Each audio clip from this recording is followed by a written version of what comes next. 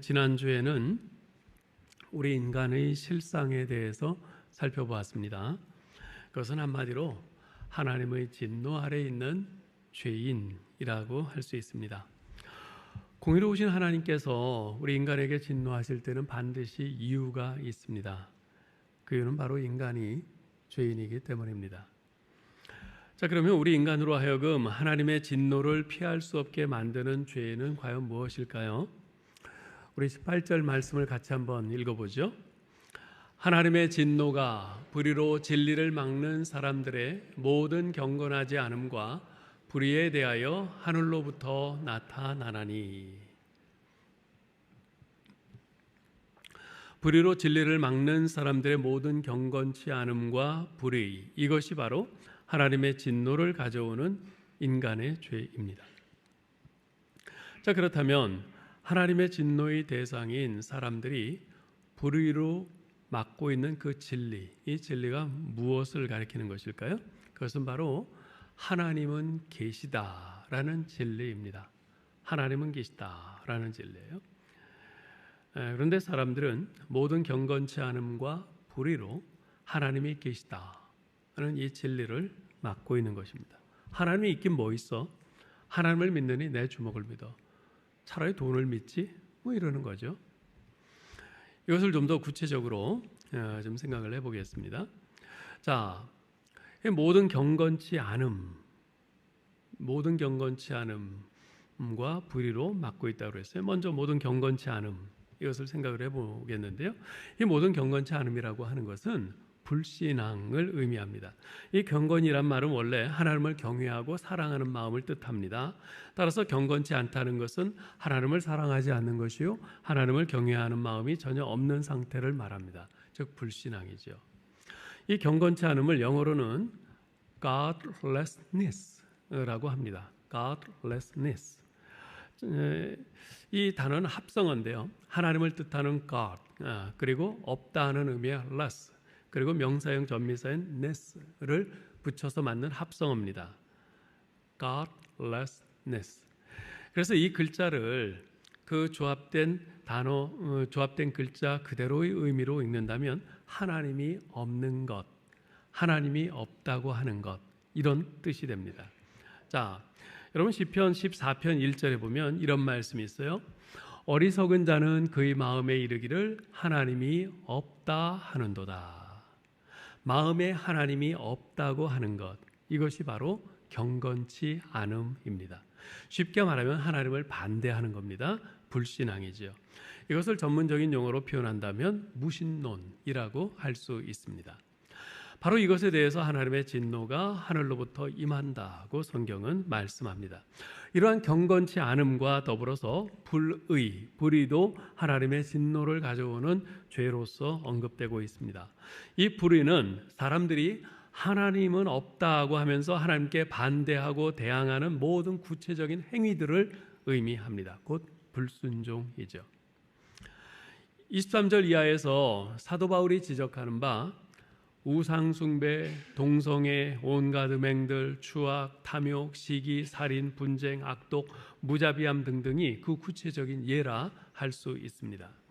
이러한 불의한 행위들은 하나님은 없다고 하는 불경건에서 비롯됩니다. 왜 그렇습니까? 하나님이 존재하지 않는 것처럼 사는 사람들은 자신이 온 우주의 중심이 되고 그의 삶의 목적은 자신의 영광과 이익과 최대의 만족을 추구하는 것이 되기 때문에 그렇습니다.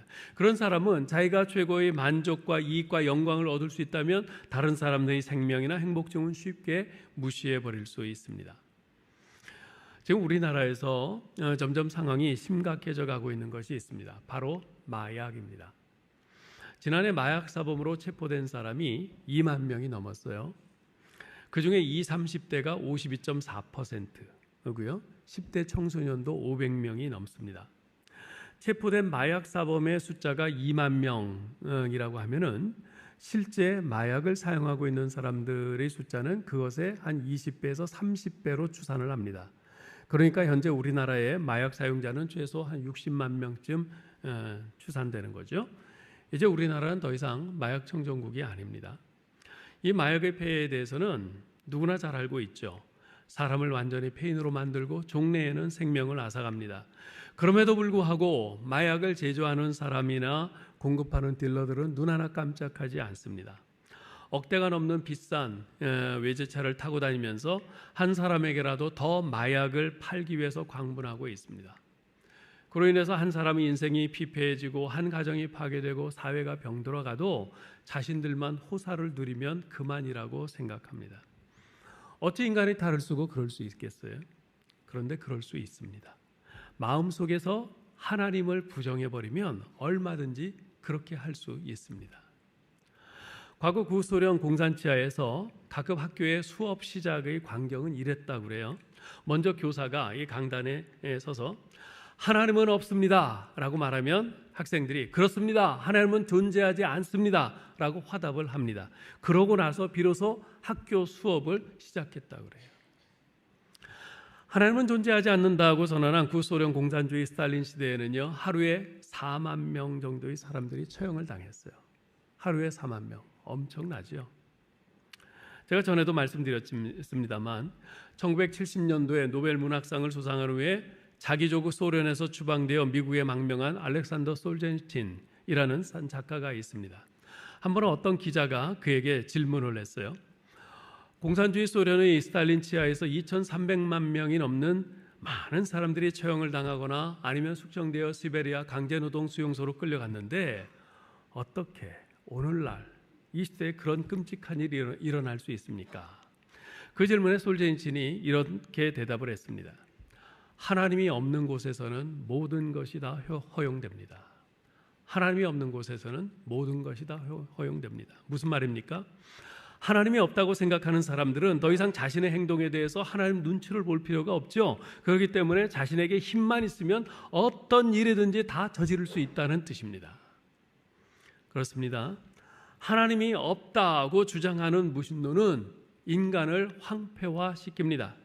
무신론 하에서는 인간은 영적으로는 말할 것도 없고 정신적으로나 도덕적으로 심지어 육체적으로까지 황폐화되어 갑니다. 그 대표적인 것이 바로 동성애죠.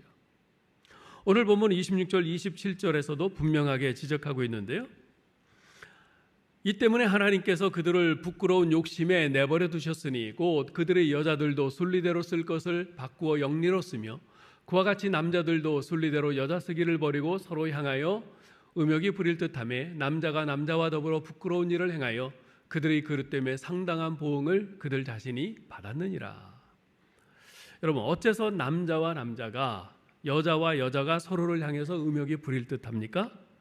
사람을 남자와 여자로 만드시고 남자와 여자를 짝지어 주신 하나님이 없다고 생각하기 때문입니다. 이것은 지금부터 2000년 전 사도 바울이 한 말이에요. 그 시대 이야기입니다. 자, 그런데 사도 바울이 살던 때로부터 그 2000년 전에도 그런 일이 있었습니다. 바로 아브라함이 살던 시대였죠. 당시 소돔과 고모라 성은 온갖 죄악이 난무하던 도시였는데요, 그 가운데서도 동성애와 난잡한 성관계가 소돔과 고모라를 특징짓는 대표적인 죄악이었습니다. 이 사실은 구약의 창세기뿐만 아니라 이슬람 경전인 쿠란에도 나옵니다. 여러분, 동성애는요, 단지 오늘날 갑자기 생겨난 이 현대화의 그 과정 속에서 생겨난 이런 인간의 방탕과 인간의 문제가 아닙니다. 2000년 전 로마 시대도 창궐했었고 그보다 더 2000년 전인 아브라함 시대에도 사람들이 아무렇지 않게 자행하던 그런 죄악이었어요. 그리고 그 결과는 멸망이었죠. 소돔과 고모라 성은 하나님의 불의 심판을 받아서 멸망했습니다. 그 막강했던 로마 또한 멸망하고 말았죠.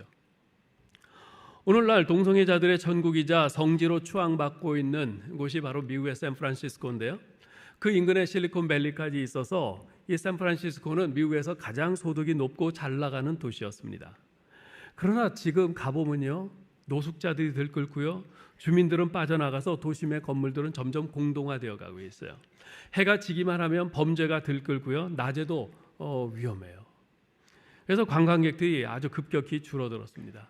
그러다 보니 그 안에 있는 회사들, 기업들도 점점 다 빠져나갑니다. 망해가고 있는 거죠. 이 모든 것의 기저에는 하나님은 없다, 하나님은 없다 라는 그 생각이 그 밑에 깔려 있는 겁니다. 하나님의 존재에 대해서 불신하게 되면 아무리 내 자신이 죄인임을 인정한다 해도, 또한 예수 그리스도의 존재를 인정한다 해도 결코 예수님을 마음속에 영접할 수가 없습니다. 왜냐하면 구원받아야 할 필요성을 느끼지 못하기 때문입니다. 그렇지 않겠어요? 하나님의 존재를 인정하지 않는데 어찌 하나님의 심판을 인정하겠으며 천국과 지옥의 실체를 인정하겠습니까? 하나님의 심판, 천국, 지옥, 영생, 구원 이런 것들은 하나님의 존재를 의식할 때 비로소 생생한 실체로 내 마음에 와닿게 됩니다. 그래서 하나님께서는 우리 인간에게 성경을 써서 주실 때 제일 먼저 태초에 하나님이 천지를 창조하시니라 라는 선언으로 시작하신 겁니다. 하나님이 계시다. 하나님이 계시다. 이 선언으로 시작하신 거예요. 즉 하나님이라는 절대 초월적인 신이 존재하신다. 그분이 온 우주 만물을 창조하신 주인이시다. 그분이 지금도 이 온 우주 만물을 다스리고 계시고 역사를 이끌어가고 계신다. 그리고 그분이 마지막 날에 이 세상을 심판하실 것이다. 그러므로 너희는 옷깃을 여미고 이제부터 들려주시는 그분의 말씀을 경청하라 하는 거죠. 혹시 지금 이 자리에 앉아 계신 분들 가운데도 하나님은 없다는 이 무신론적인 생각이나 또는 하나님이란 존재가 정말 있을까라는 이런 회의적인 생각을 갖고 계신 분들이 있으실지 모르겠어요. 제가 이 설교를 준비하면서 기도하는 중에 그런 분들이 계속 떠올랐어요. 물론 저는 그분들이 누군지 모릅니다. 그러나 이 자리에 분명히 그런 분들이 있다는 생각을 지울 수가 없었습니다. 그래서 저는 그분들을 염두에 두고 이 설교를 준비했어요. 왜냐하면 18절에서 경고하고 있듯이 하나님은 없다 하는 이 불경건함에 대해서 하나님의 진노가 하늘로부터 임한다고 말씀하고 있기 때문에 그렇습니다. 저는 우리 교회에 들어온 이 모든 분들이, 이 자리에 앉아있는 모든 분들이 하나님의 진노에서 벗어나 예수 믿고 구원의 자리로 들어가기를 진심으로 소원합니다. 제게는요, 하나님의 존재에 대한 나름대로의 경험과 움직일 수 없는 확신이 있습니다.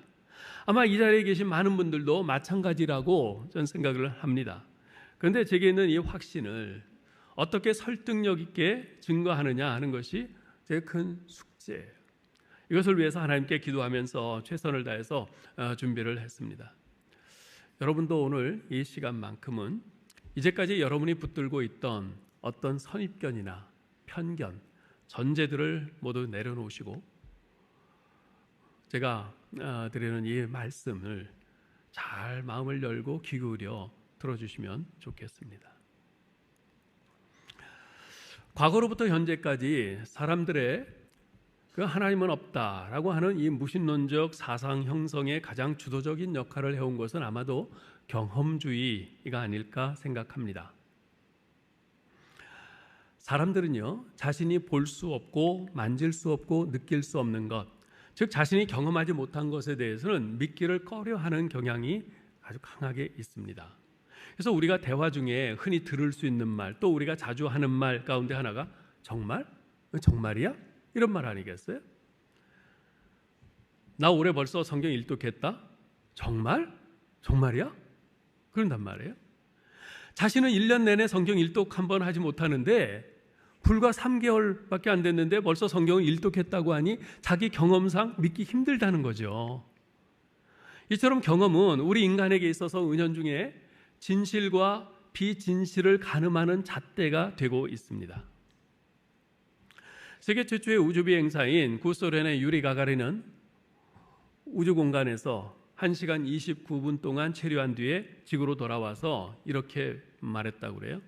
우주에 올라가서 보니 하나님은 어디에도 없더라. 그는 자기가 가본 우주의 지극히 작은 한 지점, 보세요. 이 우주가 얼마나 광대합니까? 빛의 속도로 몇십억 년을 가도 끝이 다다르지 못해요. 이렇게 광대한 우주 가운데 자기가 가본 것은 지극히 한 작은 지점인데 거기 기껏 가보고 나서 하나님은 없다. 없다. 하나님을 발견하지 못한 자신의 경험을 하나님이 계시지 않는 증거로 그렇게 착각하며 말한 거죠. 여러분, 우리 신앙생활에 있어서 경험, 즉 체험은 매우 중요한 역할을 합니다. 우리 믿음에 확신을 더해주기 때문에 그렇습니다. 그래서 이 체험적인 신앙은 무시 못해요. 이건 아주 상당히 중요해요. 그러나 경험주의적 신앙은 매우 위험합니다. 여러분, 경험과 신앙의 경험과 경험주의적 신앙은 구분해야 합니다. 이 경험주의적 신앙은 위험한 거예요. 이 경험주의적 신앙이란 자신의 경험을 신앙의 근거로 삼는 겁니다. 즉 자신이 경험한 것에 대해서는 광신적으로 믿고 주장을 하지만 경험하지 못한 것은 불신하는 거죠. 네. 저는 이 부분에서 매우 쓰라린 실패의 경험을 한 적이 있습니다. 제가 전에 한번 말씀드린 적이 있는데요. 제가 중학교 올라갔을 때 일이에요. 그때만 해도 착실하게 신앙생활을 하고 있던 저였기에 점심시간마다 도시락을 앞에 놓고 경건하게 기도하고 밥을 먹었어요. 그런데 그렇게 기도하는 저를 애들이 놀리는 거예요. 기도를 끝내고 나면 애들이 저를 보고 야, 너 이거냐? 그러는 거예요. 네? 그때만 해도 제가 상당히 경건했어요. 중1 때 그때까지 애들이 그렇게 저를 놀리는데도 믿음 좋은 내가 참아야지. 어린 마음에 화가 났지만 이것도 내가 예수님 때문에 예수님을 위해서 핍박을 받는 거다 이렇게 생각을 하고 견뎠습니다. 그런데 날이 갈수록 심해지는 거예요. 그리고 놀리는 애들도 점점 늘어나요. 더는 견딜 수가 없어서 하나님께 기도했습니다. 하나님, 이렇게 하나님 앞에 정말 믿음을 지키고 기도하는 저를 핍박하는 아이들 멈추게 해주세요. 근데 소용이 없었어요. 아이들의 놀림은 계속됐습니다. 너무 화가 나서 나중에는 이렇게 기도했어요. 하나님, 더는 못 참겠어요. 저 아이들 팔다리를 부러뜨리시든지 어떻게 해서든지 하나님 살아계심을 보여주세요. 제 믿음이 헛것이 아님을 보여주세요. 그런데 하나님께서 침묵하셨어요. 이제나 저제나 기다렸는데 몇 주가 지나도록 아무 응답이 없어요. 그렇게 몇 주 기도하다가 저는 결론을 내렸습니다. 하나님은 없어. 하나님이 있다면 어떻게 이럴 수가 있어? 자기 자녀가 이렇게 핍박을 받고 있는데, 그것도 나쁜 짓을 해서가 아니라 우리 하나님을 향한 믿음을 지키느라고 이러다가 이렇게 핍박을 받고 있는데 어떻게 하나님이 이렇게 침묵하실 수 있어? 하나님은 없는 거야. 내가 헛된 것을 믿고 있었어. 그렇게 결론을 내리고는 교회를 떠났습니다. 그리고 그 방황은 연탄가스 사건을 통해서 하나님의 살아계심과 하나님의 사랑을 깨닫고 돌아오기까지 무려 5년이나 걸렸죠. 여러분, 제가 떠난 것은 기도해도 소용이 없어. 응답이 안 돼. 하나님이 없는 거야. 저희 이런 경험을 바탕으로 그렇게 결론을 내린 거예요. 네, 여러분, 기도는요, 피조물인 내가 절대 주권자이신 하나님께 올리는 고백이며 간구이지 내가 원하는 대로 내가 소원하는 것을 얻어내는 하나님을 조종하는 그런 도구가 아닙니다. 근데 저는 내가 의롭고 의로운 내가 주님을 위해 핍박을 받는데 그런 나의 간구에 하나님은 침묵하고 아무런 반응을 보이지 않고 아무 응답도 안 하신다. 그런 나의 경험에 근거해서 하나님은 없어. 결론을 내리고 떠났던 거죠. 이것이 바로 경험주의적 신앙의 위험성입니다. 그래서 히브리서 11장 1절 2절은 이렇게 말합니다. 믿음은 바라는 것들의 실상이요 보이지 않는 것들의 증거니 선진들이 이로써 증거를 얻었느니라. 무슨 말입니까? 하나님의 말씀을 믿음으로 붙잡아야지 눈으로 보는 것, 즉 경험이 나의 믿음을 끌고 가도록 하지 말라는 거예요. 경험이 눈에 보이는 것, 듣는 것, 만진 것, 경험이 나의 믿음을 끌고 가지 않도록 하라는 거예요. 이런 경험주의는요, 근대에 와서는 과학주의의 모습으로 등장했습니다. 지금은 은퇴하셨는데 이화여자대학교에서 생물학을 가르치시던 이양림 교수님이란 분이 있습니다. 이분은 매우 독실한 신앙인으로서 교회 장로님이셨는데요. 제가 미국에서 목회할 때 이분이 저희 지역에 있는 대학의 교황교수로 오셔서 저희 교회에 1년 동안 출석을 하셨어요. 어느 날 이분이 저를 찾아오셔서 한 가지 부탁이 있다고 하시는 거예요. 무슨 부탁인가 했더니 이분이 아주 독실한 크리스찬 과학자로서 그 잘못된 과학주의로 인해 야기된 영적 혼란을 지적하면서 그 대안을 제시하는 책을 한 권 지금 집필하고 계신데 그 초고를 저에게 주시면서 신학적인 관점에서 성경적인 관점에서 좀 읽어봐 달라고 하시는 거예요. 마침 저도 아주 흥미를 가지고 있던 주제라서 읽어보았는데요. 아주 참 흥미롭고 유익한 책이었어요. 근데 그 책에서는 과학주의를 이렇게 설명하고 있었습니다.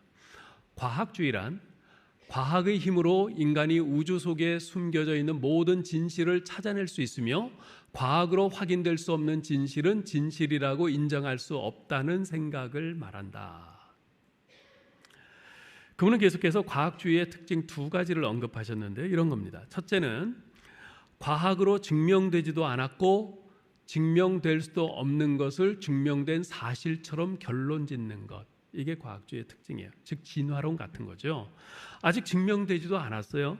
증명할 수도 없는 그 수많은 그 진화론에는 불합리한 점들이 있음에도 불구하고 사람들은 마치 진화론이 진리인 것처럼 여겨요. 그래서 우리 한국도 그런 걸로 아는데 미국에서도 그 교과서에 진화론은 소개를 하면서 창조론은 소개를 하지 않아요. 이 과학주의의 두 번째 특징은 과학으로 증명할 수 없는 것에 대해서 단지 과학으로 증명이 안 된다는 이유만으로 그 진실을 인정하지 않으려는 것입니다. 그 대표적인 예가 하나님의 존재에 관한 문제예요. 하나님의 존재를 과학으로 증명할 수 없다. 그 이유만으로 하나님은 없다라고 결론을 내버리는 겁니다. 여러분, 과학은 필요하고 유익한 것이요. 그런데 과학을 절대적인 것으로 신봉하는 오류에 빠지지 마시기 바랍니다. 과학적인 방법으로는 결코 하나님을 증명할 수 없습니다. 아니, 하나님의 존재뿐만 아니라 과거의 역사적인 인물들의 존재에 대해서도 우리는 과학적인 방법으로는 증명할 수가 없어요.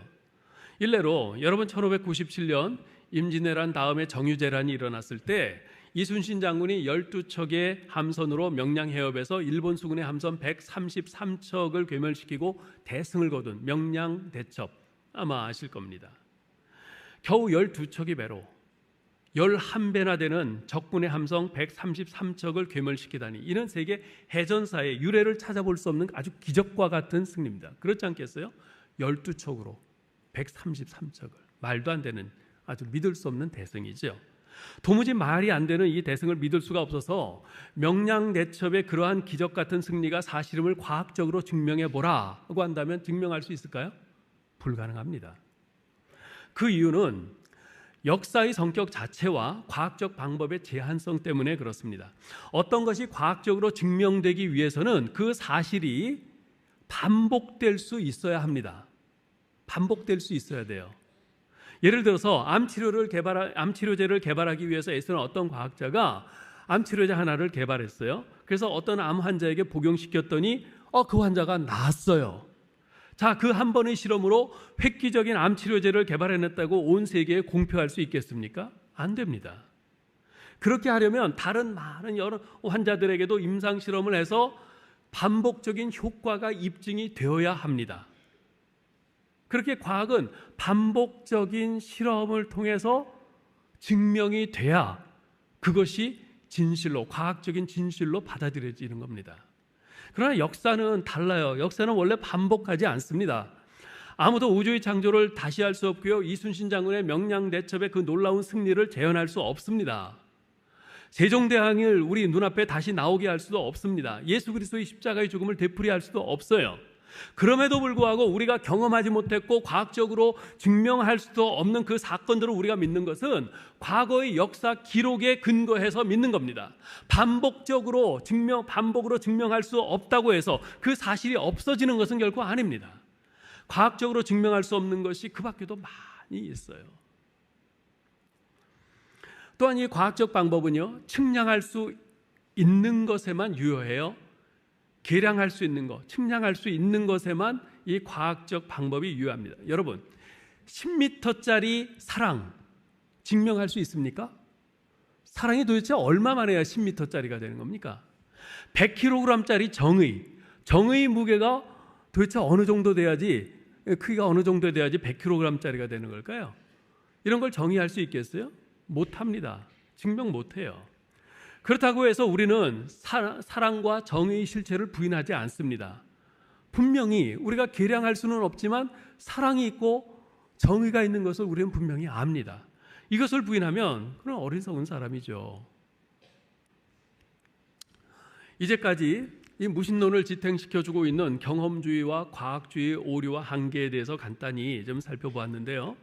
즉 경험주의와 과학주의를 토대로 해서 하나님은 없다라고 주장하는 무신론은 전혀 합리적이지도 이성적이지도 옳지도 않다는 것입니다.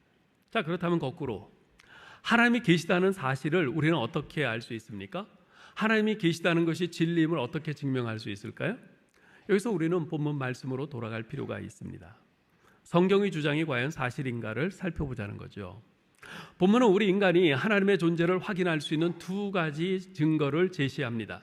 첫 번째 증거는 바로 하나님께서 우리 안에 심어 놓으신 종교적 씨앗 또는 신의식입니다.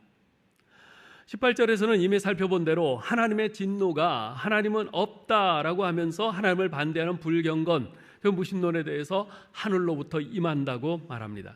그런데 19절에서는 그 이유에 대해서 이렇게 말씀해요. 읽어볼까요? 이는 하나님을 알만한 것이 그들 속에 보임이라 하나님께서 이를 그들에게 보이셨느니라. 여러분, 이 논리적인 연결을 잘 보셔야 합니다. 18절과 19절 이 연결을 잘 보셔야 돼요. 18절에서 뭐라고 그랬어요? 하나님은 없다. 그러면서 그 하나님이 계시다는 진리를 막는 사람들에 대해서 하나님이 진노하신다고 그랬어요. 그런데 19절에서 하나님이 그렇게 진노하시는 이유는 하나님을 알만한 것이 그들 속에 있기 때문이다. 하나님이 그것을 두셨기 때문이다 하는 거예요. 만일 인간이 하나님의 존재를 본질적으로 전혀 알 수가 없다면 하나님은 없다라고 주장하는 불경건 무신론자들을 심판할 수 있겠어요? 그럴 수 없죠. 만약 그렇게 한다면 하나님이 공정하지 못한 것 아니겠어요? 그래서 마치 아이에게 학교에 가서 배울 수 있는 기회도 주지 않고 야, 너는 왜 구구단도 못하니? 하면서 타박하는 것과 같지 않습니까? 만약 하나님이 그렇게 불공정한 분이라면 차라리 없는 것이 더 낫습니다. 그런 신을 이렇게 우리가 기를 쓰고 믿을 필요도 없습니다. 그러나 하나님은 결코 그런 분이 아니십니다. 그분은 공정하세요. 인간들이 하나님은 없다고 주장하는 것에 대해서 그분이 진노를 발할 수 있는 공정한 이유는 우리 인간 속에 하나님을 알만한 것을 분명히 하나님이 넣어주셨기 때문입니다. 그래서 사도 바울은 20절에서 그러므로 그들이 핑계하지 못할지니라 라고 아주 단호하게 말하고 있는 것이죠. 뭐? 하나님의 존재를 알 수 없다고? 그런 소리 하지 마라. 네가 조금만 마음을 열고 깊이 생각한다면 틀림없이 하나님이 계심을 알 수 있어. 괜한 핑계 대지 마. 지금 이러는 거예요. 19절 말씀을 간단히 설명하면 인간은 본능적으로 하나님을 아는 지식이 있다는 것이에요. 하나님께서 사람을 만드실 때 하나님의 존재와 그 위엄을 깨달을 수 있는 이해력을 심어주셨다는 겁니다. 종교개혁자 존 캘빈은 이것을 종교적 씨앗 또는 신의식이라고 불렀습니다. 우리 안에 하나님을 알 수 있는 그 씨앗이 심겨져 있다는 거예요. 그런 의식이 심겨져 있다는 거예요. 바로 이것이 우리 인간이 하나님의 존재를 부인할 수 없는 첫 번째 증거입니다. 이런 신의식에 대해서 칼빈은 이렇게 설명을 합니다. 하나님이 계심을 아는 의식은 인간의 골수에까지 깊이 박혀 있어서 그것을 지워버리는 것은 불가능한 일이며 차라리 천성을 바꾸는 표현이 더 쉬울지 모른다. 이 칼빈의 말은 당연한 지적입니다. 어린아이가 세상에 태어나면요, 얼마 지나지 않아서 본능적으로 자기 엄마 아빠를 찾아요. 이 아이는 자기가 누구에게서 나왔는지 태어나면서 본 것이 아니에요. 그럼에도 불구하고 자기 엄마 아빠를 본능적으로 찾아요. 알아요. 마찬가지로 하나님에 의해 지음받은 우리 인간도 본능적으로 하나님을 추구하는 의식이 그 속에 있는 것이죠. 오늘날 인류학자들이 공통되게 증언하는 바에 따르면 어느 시대, 어느 부족, 어느 사회, 어느 집단에 가도 종교가 없는 집단은 없다고 합니다. 그렇습니다. 저 아프리카 오지에 아무리 미개한 부족이라 할지라도 세계에서 가장 뻔한 저 뉴욕 도시 그 한복판에 사는 현대인들이라 할지라도 신을 찾는 종교적 씨앗은 다 가지고 있습니다. 그 속에 심겨져 있어요. 이 지구상의 인류 역사가 시작되던 날부터 지금에 이르기까지 종교가 없는 민족이나 도시나 국가, 시대는 없었습니다. 이 말은 인간 스스로 자신은 절대자가 아니며 자신보다 강한 누군가에게 의지할 수밖에 없는 의존적 존재라는 것을 본능적으로 우리 인간 스스로가 알고 있다는 겁니다. 우리 인간이 하나님의 존재를 부인할 수 없는 두 번째 증거는 이 세상의 자연 만물입니다. 20절을 다시 읽어볼까요? 창세로부터 그의 보이지 아니하는 것들 곧 그의 영원하신 능력과 신성이 그가 만드신 만물에 분명히 보여 알려졌나니 그러므로 그들이 핑계하지 못할지니라. 아멘. 이 말씀은요, 하나님께서 당시께서 창조하신 모든 창조물, 피조물 위에 자신의 존재와 영광을 보여줄 명백한 표시를 새겨놓으셨다는 뜻이에요. 이것을 God's fingerprint, 하나님의 지문이라고 합니다. 지문 아시죠? 지문? 예. 무엇을 이렇게 만들고 나서 거기에 지문을 꾹 찍었다는 거예요. 신학적인 용어로는 이것을 자연계시 또는 일반계시라고 합니다. 그것은 너무나도 뚜렷하고 확실하기 때문에 아무리 무식하고 둔한 사람이라도 못 보았다거나 모른다는 핑계를 내세울 수가 없다는 겁니다. 시편 19편 1절로 4절에서 다윗은 자연만물에 나타난 하나님의 계시에 관해서 이렇게 증거합니다. 읽어볼까요? 하늘이 하나님의 영광을 선포하고 궁창이 그의 손으로 하신 일을 나타내는도다. 날은 날에게 말하고 밤은 밤에게 지식을 전하니 언어도 없고 말씀도 없으며 들리는 소리도 없으나 그의 소리가 온 땅에 통하고 그의 말씀이 세상 끝까지 이르도다. 하나님이 해를 위하여 하늘의 장막을 베푸셨도다. 아멘. 하나님의 지문이, 하나님이 창조하신 자연 만물 곳곳에 그 지문이 묻어 있다는 겁니다. 이러한 자연 계시에는요, 우리의 양심도 포함됩니다.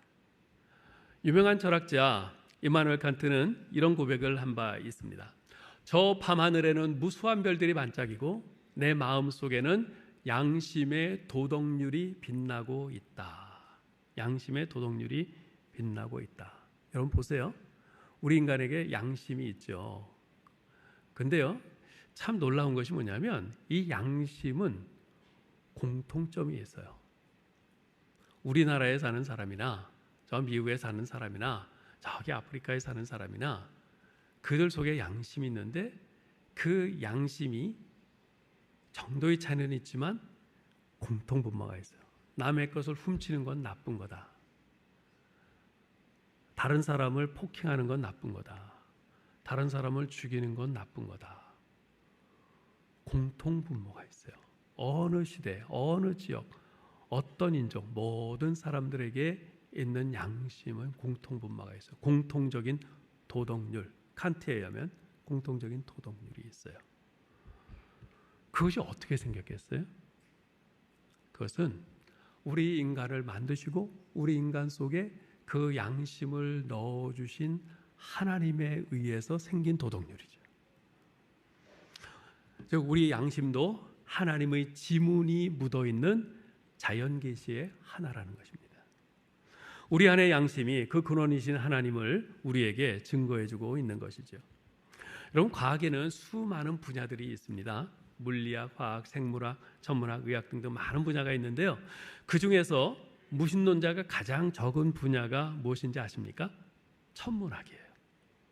그 이유는 천문학자들은 이 광활한 우주를 관찰하면서 우주 만물의 질서 정연함에 압도되기 때문이라고 합니다. 이 우주는 어떤 절대적인 존재가 목적을 가지고 만들지 않았다면 도저히 그러한 질서 정연함은 상상할 수가 없다는 거예요. 저절로 생길 수가 없다는 거죠. 결코 우연이 되었다고는 생각할 수 없다는 겁니다. 마치 이런 것과도 같아요. 여러분, 자동차 한 대를 만들기 위해서는요, 그 안에 대략 2만 개 정도의 부품이 들어간다고 그래요. 그 2만 개의 부품들을 그냥 막 널려놓은 뒤에 과연 수십억 년, 아니 수천억 년이 지난다 한들 그 부품들이 저절로 서로 맞추어져서 자동차가 만들어질 수 있을까요? 불가능합니다. 절대 불가능해요. 이런 점을 생각해 본다면 이 광대한 우주 만물의 질서가 우연히 형성되었다고 주장하는 것보다는 어떤 초월적인 절대자가 어떤 목적을 가지고 만들었다고 생각하는 것이 훨씬 더 합리적이고 이성적이지 않겠습니까? 우주의 질서뿐만 아니라 생명 현상을 보더라도 하나님의 존재를 능히 더듬어 확인할 수 있습니다. 생명체는요, 생명체를 통해서만 만들어집니다. 요즘 아무리 생명공학이 발전하고 생명체를 복제하는 시대가 됐다 해도 복제는 어디까지나 복제일 뿐이에요. 결코 생명체를 창조하는 것이 아닙니다. 이렇게 한번 생각해 보세요. 우리 모두는 우리의 부모님에게서 태어났어요. 우리 부모님들은 그분들의 부모님에게서 생명을 물려받았습니다. 우리 할아버지들에게서요. 자, 그런데 우리의 할아버지 할머니들은 또 그분들이 부모님에게서 또 태어났어요. 이렇게 계속 더듬어 올라가 보면 아마도 최초의 인간에게까지 거슬러 올라갈 수 있을 겁니다. 그렇죠? 자, 그렇다면 그 최초의 인간까지 갔을 때 그 이상은 무엇일까요? 어떤 진화론자들이 주장하는 것처럼 복합적인 단백질 그 유기체에서 거기서 그것이 세포 분열을 하고 좀 더 복잡한 그런 생물이 되고 그것이 점점 발전해서 하등동물에서 고등동물로 그래서 원숭이에서 우리 인간으로 이렇게 되었다고 말하겠어요? 이에 대해서 누가복음 3장 23절로 38절에서는 예수님의 족보를 거슬러 올라가면서 인간의 기원에 대해서 분명하게 밝히고 있습니다. 그 이상은 에로스요, 그 이상은 셋이요, 그 이상은 아담이요, 그 이상은 하나님이시니라. 계속 거슬러 올라갔더니 최초의 인간 아담이 나왔어요. 그러면 그 아담은 도대체 어디서 생겼는가? 그 누구도 대답을 못하는데 성경은 분명하게 말합니다. 하나님이다. 그 이상은 하나님이시다. 하나님이 아담을 창조하셨고 그 아담에게서 모든 인간들이 오늘날 이 80억에 이르기까지 이렇게 분화된 것이다. 말씀합니다. 이제 말씀을 맺겠습니다. 미국의 유명한 무신론 철학자인 로버트 잉거솔은 하루에 어느 날 이 큰 광장에 청중들을 모아놓고 무신론 강연에 아주 열을 올리고 있었어요. 강의가 절정에 도달했을 때 그는 갑자기 자기 시계를 풀면서 매우 흥분한 어조로 하나님에게 도전장을 냅니다. 하나님이여, 내가 앞으로 당신에게 5분간의 시간을 주겠소. 나는 5분 동안 당신을 저주할 것이요, 만약 당신이 살아있다면 나를 저주하고 나에게 형벌을 내리시오. 그러고는 5분 동안 입에 담지 못할 그런 저주와 욕설로 막 하나님께 퍼부었어요. 그러다가 5분이 지났어요. 그런데 아무 일도 일어나지 않았어요. 그러자 이 잉거솔이 사람들을 보면서 의기양양한 목소리로 이렇게 말합니다. 여러분 보셨죠? 내가 5분 동안 하나님을 모독하는 욕설과 저주를 막 퍼부었는데도 아무 일도 일어나지 않았어요. 만일 하나님이 있다면 이런 나를 그냥 놔두겠습니까? 벼락이라도 치지? 근데 아무 일도 일어나지 않았어요. 이 말하면 하나님이 존재하지 않는다는 사실은 충분히 입증된 것 아니겠습니까? 많은 사람들이 그의 말에 환호하면서 박수를 치고 고개를 끄덕였어요. 그때 저 뒤편에 있던 한 노인이 앞으로 다가서면서 이렇게 말합니다. 나는 그리스도인이요. 내가 감히 당신의 연설에 대해서 평가를 한다면 당신은 오늘 하나님이 존재하지 않는다는 것을 증명한 것이 아니라 당신이 하나님과 아무 상관이 없는 사람이라는 것을 입증했다고 생각하오. 왜냐하면 내 경험에 의하면 나의 하나님은 내가 그분을 거스를 때 나를 책망하시고 때로는 나를 징계하셨소. 나는 그대로 내버려 둘 수 없는 그분의 자녀였기 때문이요. 그런데 하나님을 모독하는 당신에 대해 하나님께서는 침묵하셨소. 오늘 당신에 대한 하나님의 침묵은 당신이 버림받은 사람인 것을 충분히 입증하는 것이었소. 그 노인의 말은 그야말로 핵심을 찌르는 대단히 성경적인 대답이었습니다. 왜냐하면 우리가 지난주에 살펴본 것처럼 로마서 1장 24절, 26절, 28절에서는 그런 불의와 불경건한 그런 행위들을 하는 사람들, 그 불신앙의 사람들에 대해서 하나님께서 내리시는 심판 중에 하나가 그대로 내버려 두는 것이라고 했기 때문에 그렇습니다. 사랑하는 성도 여러분,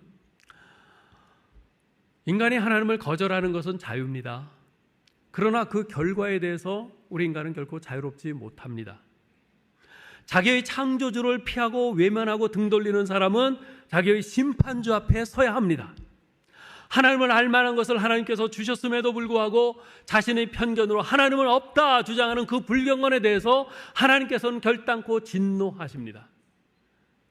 그러나 우리는 하나님을 없다고 주장하는 불경건한 자들이 아닙니다. 우리는 하나님의 계심을 믿습니다. 우주 만물을 창조하시고 다스리시며 마지막 날에 심판하실 하나님의 계심을 믿습니다. 그 하나님의 계심을 우리는 어떻게 압니까? 말씀을 통해 압니다. 하나님께서 우리에게 주신 하나님의 계신 성경 말씀을 통해서 합니다. 이 땅에 인간의 몸으로 오신 하나님이신 예수 그리스도를 통해서 합니다. 요한복음 1장 18절에서 이렇게 말씀해요. 본래 하나님을 본 사람이 없으되 아버지 품속에 있는 독생하신 하나님이 나타내셨느니라. 그래서 예수님께서 정말 그 빌라도 법정에서 재판을 받으시고 붙잡히셔서 온갖 채찍을 맞으시고 그 피투성이가 돼서 그 십자가를 지고 그 겟세마네 동산에 올라가서 십자가에 못 박히시고 온갖 수치와 모욕과 고통을 당하면서 죽으신 것을 목도한 그 이방인인 그 사형을 집행한 로마의 백부장이 뭐라고 고백했어요? 그 예수님을 보면서 이는 진실로 하나님의 아들이었도다 고백을 했어요. 예수님을 보니 하나님이 살아계심을 안 거죠. 아무쪼록 사랑하는 성도 여러분들, 오늘 성경 말씀을 몇 번이고 다시 읽고 곱씹으며 묵상하는 가운데 하나님이 살아계심을 확신하고 겸손히 인정하고 하나님 앞에 무릎 꿇고 고백하는 우리 모두 될 수 있기를 주님의 이름으로 축원합니다. 하나님 아버지, 하나님이 없다고 주장하는 이 세상에 우리가 살고 있습니다. 갈수록 하나님이 없다고 주장하며 하나님을 모독하는 사람들이 늘어만 가는 것 같은 이 세상 속에 우리가 던져져 있는 것 같은 느낌을 받을 때가 많이 있습니다. 그러나 아무리 이 세상 사람들이 뭐라고 하건 하나님은 살아계신 줄 믿습니다. 살아계신 하나님께서 지금도 이 세상과 역사를 주관하고 다스려가고 계시고 마지막 날에 하나님께서 이 세상을 모든 사람을 그 선악간에 심판하겠다고 하신 그 말씀대로 하실 줄 믿습니다. 아버지 하나님, 하나님이 살아계심을 믿는 저희들, 이 세상 속에 살면서 그 믿음이 흔들리지 않게 하여 주시옵소서.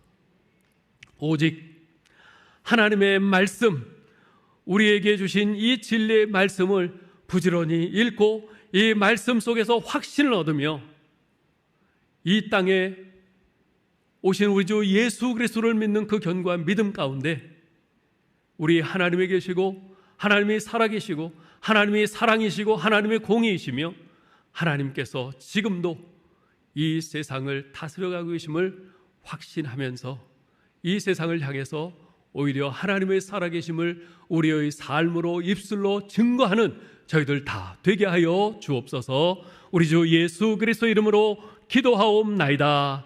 아멘.